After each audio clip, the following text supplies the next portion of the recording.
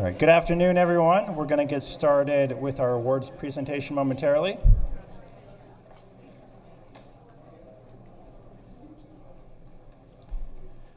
All right, great. We'll go ahead and get underway. One of the great things about these kinds of events that we've started doing the last year is we have a chance to honor people who are really making a difference in the space, in the sector, and we have 4 remarkable honorees today. First honoree I'd like to introduce. She's the Vice President of Strategic Communications and External Affairs at the New York Institute of Technology, a premier polytechnic that fosters technology innovation and entrepreneurship. As the first female dean of NYIT School of Engineering and Computer Sciences for the past 9 years, she spearheaded the creation of its National Center for Academic Excellence in Cyber Defense Education, as well as its Entrepreneurship and Technology Innovation Center, a certified business incubator. She's also overseen the overhaul of the engineering school's academic offerings and facilities in the critical areas of cybersecurity, bioengineering, and clean energy, and led efforts to forge strategic partnerships and community ties, increase enrollment, and produce a research output in excess of $10 million. I'd like to welcome Nada Marie Anid. Let's give her a hand.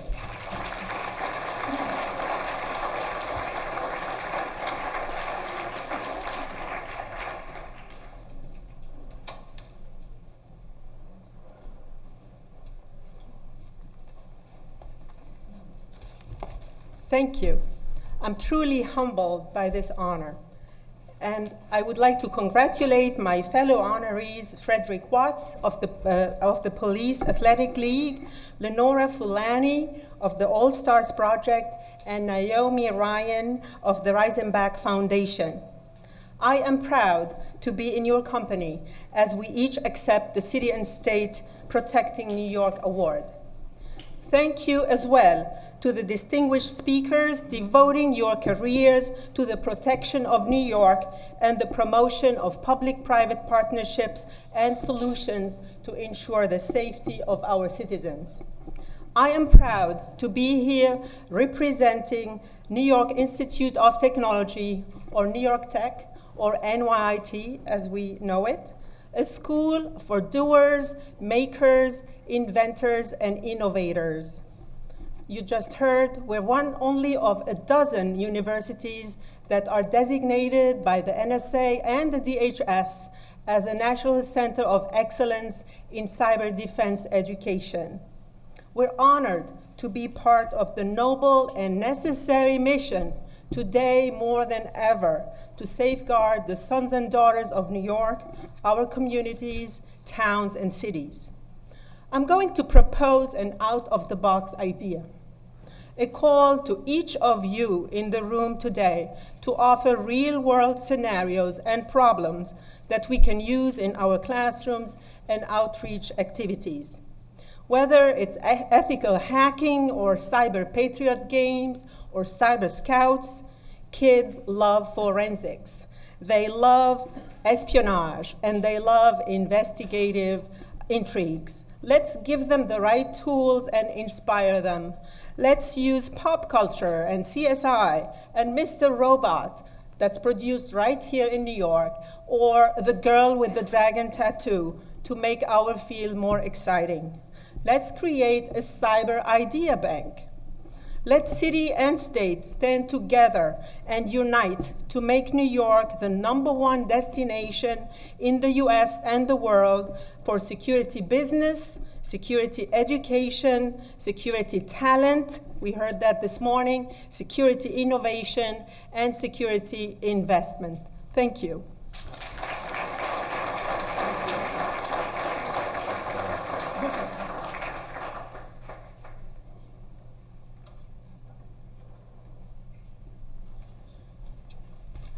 Great, congratulations again, Nana.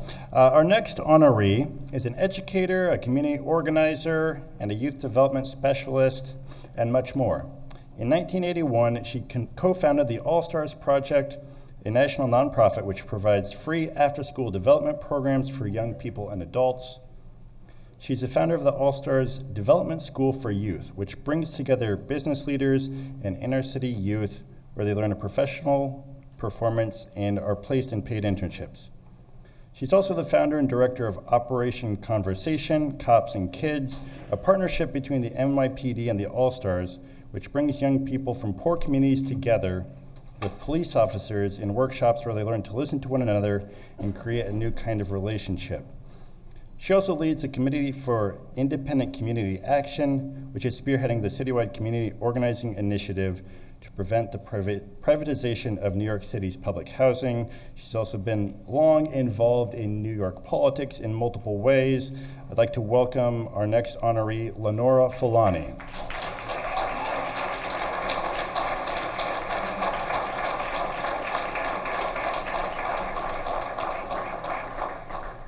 Hi, everybody. It's so nice to be here.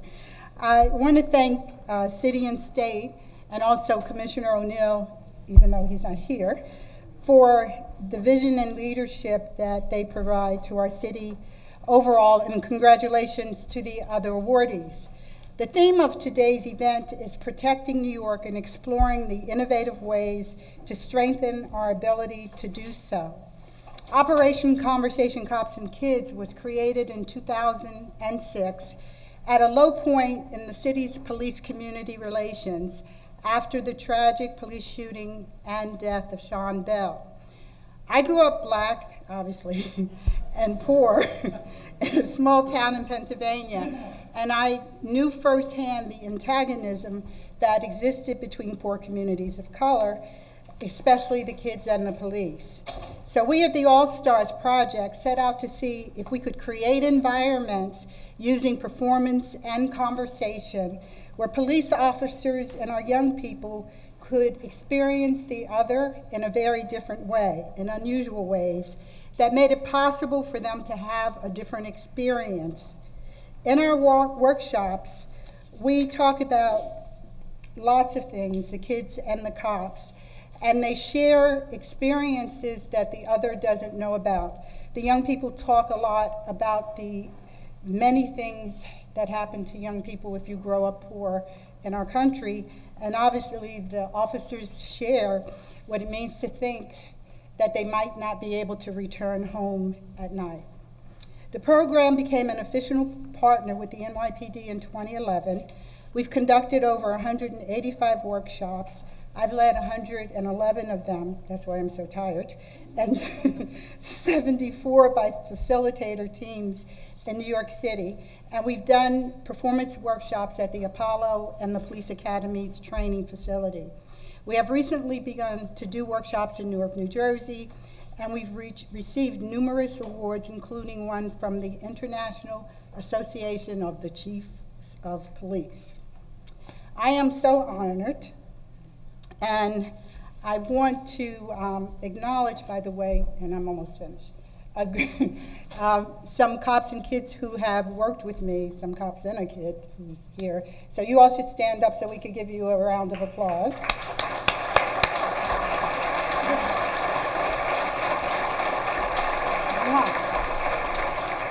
Whenever I call them, they show up, so we're able to continue this. So it's been a long time in the making. It's such a privilege to break through all of the distances and assumptions and problems that exist between basically people in our communities and country who don't know each other. I am thrilled to death to be working with cops and kids and to have people respond to them in ways that are decent, that are supportive, and make it possible for all of us to grow. So thank you.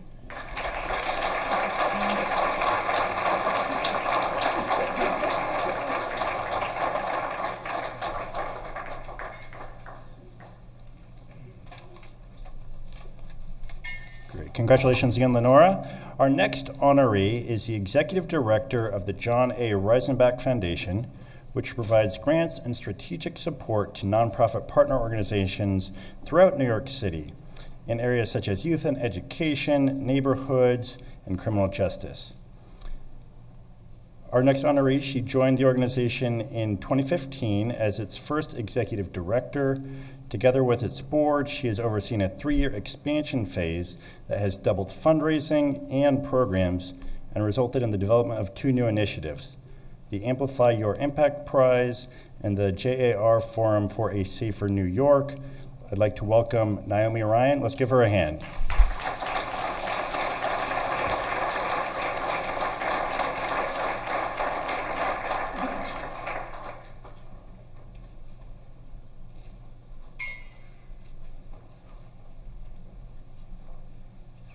Hi. Let's see. I just really want to thank City and State for this honor and for putting together this really outstanding event where I think we're all learning a lot and doing amazing things. So I feel like I should start by saying I have a delightful 3-week-old baby at home, so apologies if I'm not my most articulate. But again, thank you so much. And really, I'm accepting today on behalf of the John A. Reisenbach Foundation, which is an amazing collaboration by our board of directors, our Trailblazers Young Executive Council, our staff, our donors, and of course our grantee partners. The Reisenbach Foundation commemorates the life of John A. Reisenbach, who was an advertising executive who passed away as a victim of a random murder in 1990. And our mission at the foundation is to ensure that nothing like that ever happens again, that all New Yorkers live in safety and security. We do this by supporting programs in the areas of education, neighborhoods, and criminal justice. And we are so honored to be here today with all of the other honorees and the participants in the panels. Congrats to all of you on your outstanding work. And we're just so proud to be part of this group. I just want to thank my husband, Derek, briefly, who's been so supportive. This is obviously a busy time with the new baby and everything, but it's really wonderful to be able to be here and be part of this group. So thank you so much again.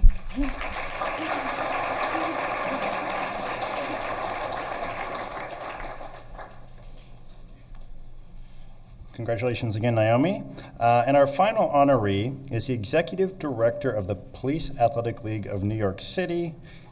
He has an accomplished background. He was a prosecutor in the Manhattan District Attorney's Office for over 3 decades, appointed by Robert Morgenthau to serve as Assistant District Attorney, remained a prosecutor under Morgenthau, later under Cy Vance. He began his career handling all forms of violent crime, including the investigation and prosecution of sexual assaults and homicide cases. He rose through the ranks, culminating in the position of Executive Assistant District Attorney for Finance and Administration. He's also served in many other roles on the Judiciary Committee of the City Bar Association, the National Black Prosecutors Association, the Prosecutors Center for Excellence, Summit New Jersey Area YMCA, and mentoring high school students studying law and coaching youth sports teams.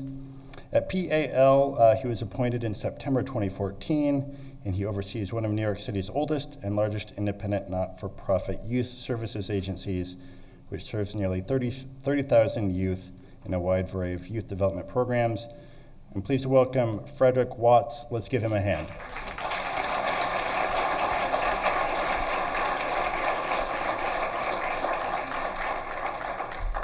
Thank you very much. I was told that I had 2 to 3 minutes, so I wrote my remarks on a very small piece of paper, because anybody who knows me knows that I can't even get warmed up in 2 to 3 minutes, but I'm going to give it a shot. I want to express my gratitude to City and State for this recognition. I recognize that I'm the honoree, but in fact, that's a bit of a misnomer. We are recognized, in fact, the Police Athletic League is recognized for its great work because of our great staff, our great volunteers and supporters.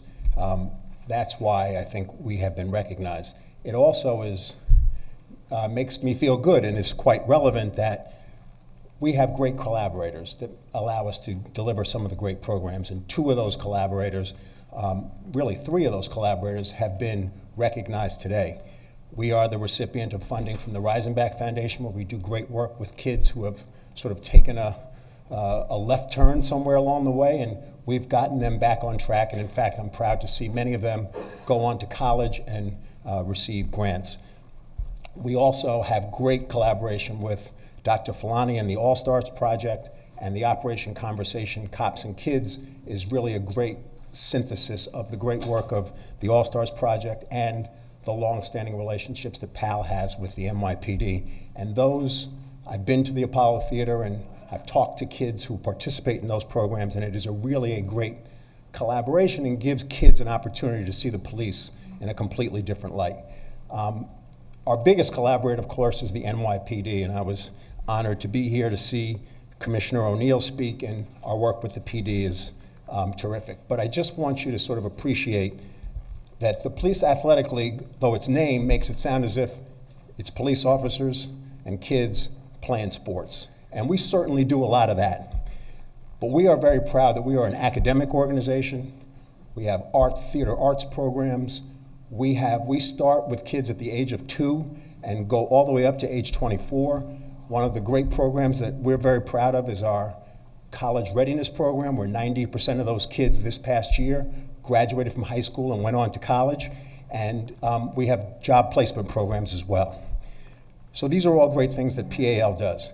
When I see Protecting New York, and I may be misreading it, so I apologize in advance if I'm getting it wrong, but when I was invited and when PAL is recognized, I sort of heard in my head what I hear from a lot of our supporters, that PAL exists basically to allow kids to take a positive path, because if we don't invest in them today, we're going to have problems down the road with those same children. And while I understand that, and I sort of get that, there's this pay me now or pay me later attitude, quite frankly, that irks me just a touch. Because, I'm fortunate enough to be married to a very successful attorney. I've been fortunate enough to have good jobs over my time. When our kids sign up for local basketball or local academic enrichment, no one's telling Michael Watts, oh, we're going to sign you up because otherwise you're going to commit a crime. We sign them up because we feel that they deserve that opportunity. That's what my kids deserve. When I was appointed to the executive director of PAL, I have a lot of administrative experience, I have a lot of experience with the police department, but I'm not a youth development professional. And so I wonder, what's my approach to this job? I've gotten a little help from Dr. Fulani in how to approach my job, but I think the best, at its core, I approach this job as I do as a parent. I'm the father of 2 children.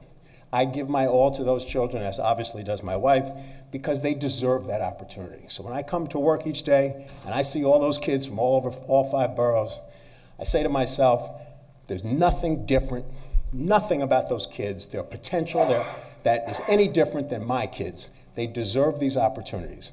So I am grateful to all of you that have helped us provide those opportunities, and to the NYPD. And I just hope when you leave here, when the PAL serves kids, we do make the city safer. We make the police job easier. But I think at our core, what PAL is here to do is to give those opportunities that all of our friends and family have. Thank you very much.